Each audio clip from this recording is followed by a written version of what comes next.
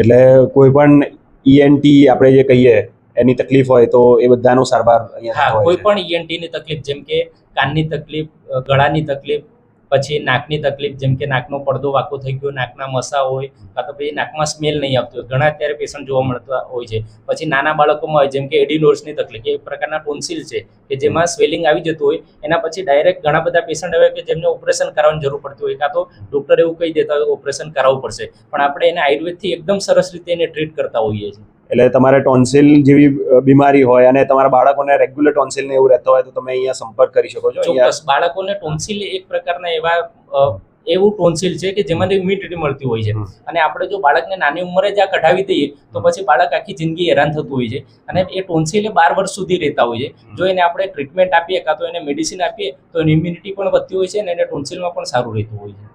તો અગર તમારે મેજર સર્જરી કે ઓપરેશનમાં ના જવો તો તમે આયુર્વેદિક જે રેમેડીઝ છે અને જે ટ્રીટમેન્ટ છે એનો લાભ લઈ શકીએ છીએ. હું તો એવું જ માનું છું કે તમે પહેલા સર્જરી કરતા એકવાર આયુર્વેદને ચાન્સ આપો કે અમે એમને સારી રીતે ટ્રીટ કરી શકીએ, કાં તો કોઈ એ પેશન્ટ અમને થોડો ટાઈમ આપશે તો અમે એનો ટાઈમ પણ ખેંચી શકીએ. કદાચ એને 5 વર્ષ સર્જરી આવશે તો અમે એને 10 વર્ષ ખેંચી આપીશું.